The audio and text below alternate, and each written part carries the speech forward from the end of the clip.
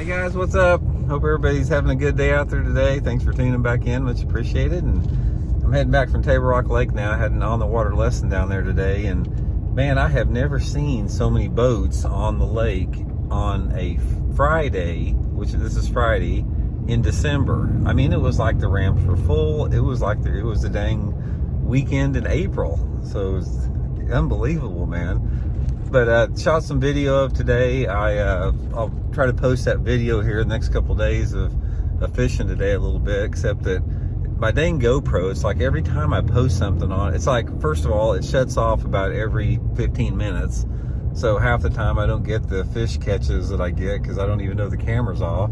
And then when I put it on the GoPro editor, it's like half the video I put on there never shows up on the video I try to make. So I don't know what the heck I'm doing with it. I just like have such a hard time with it, but I'll see if I can get a little bit up here the next couple days and everything. Seems like you guys, nobody wants to watch these on the water fishing stuff I do. Every time I put some video up there about fishing on the water, I can't get anybody to tune in and watch the videos. So I have a lot of people asking about it, but then when I put one out, no one watches it. So anyway, we're going to talk about today a little bit of off the wall video today. I want to basically ask everybody, what's the best, most memorable bass strike that you've ever had in your life? And I'll share with you guys what mine was, but I'd be curious to hear what everybody else's out there was.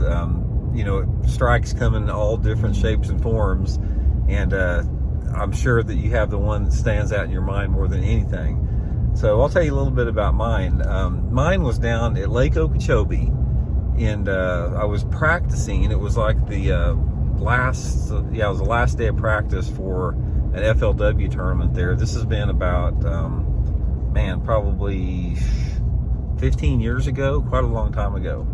And back then, you know, Okeechobee it just seems like to me it's going downhill every year because it's getting muddier and muddier, you know, with all the pollution around the lake and the runoff, the nutrient overload. But back then, this may have been close to 20 years ago, 15, 20 years ago, something like that.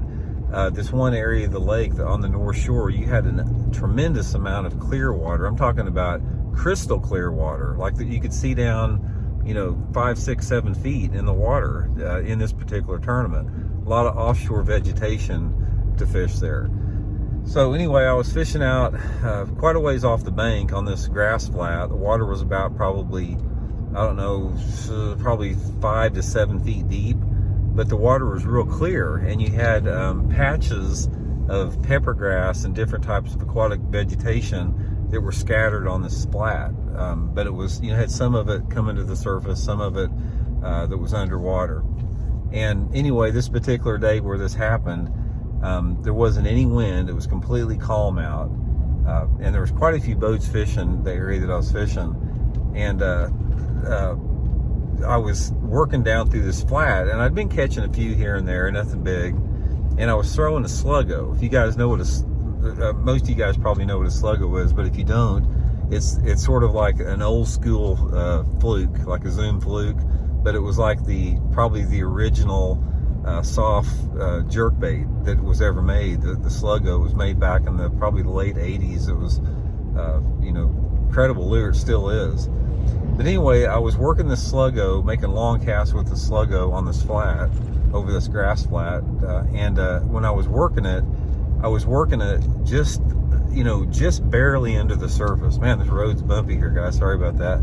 But I was working this thing just under the surface where I could see it, and the sunlight, where this particular angle where I was working down the flat, I couldn't see the bait in the water, even though there was like a glare on it. But even though the bait was an inch or so underwater, it was barely underwater, I still couldn't see it. So I throw it out there and I work it back probably 10 or 15 feet. And guys, I'm telling you what, all of a sudden, the water flushed underneath this sluggo, and it was such a big flush and such a big boil that the first instinct that came to my mind, that's not a bass. I've had to have, you know, went across like an alligator's back or something. That just moved too much water. I mean, the boil was giant. It was probably, it's like the big as my truck hood. So anyway, this boil's under my bait, and I set the hook, and it's a fish, and and it's like, I know, it's like, I'm in Florida, I'm in Lake Okeechobee, you know, there's been 15 pounders caught there, and this boil is something like I have never seen in my life. It's like bigger than a 30-pound striper boil.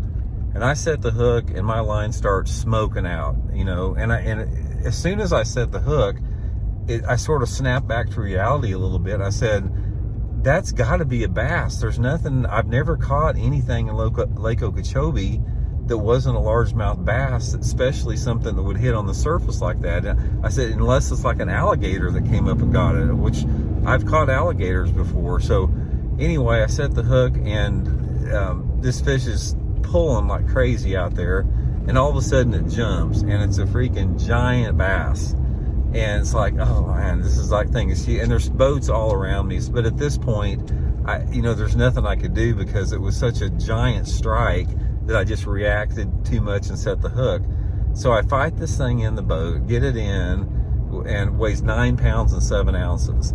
And I look at that fish, and it's like, I have never seen such a vicious strike in my entire life. I'll always remember what that looked like. It was like, you know, it looked like a 20-pounder hit the thing, the way that fish moved. But anyway, it was still a big fish, over 9 pounds.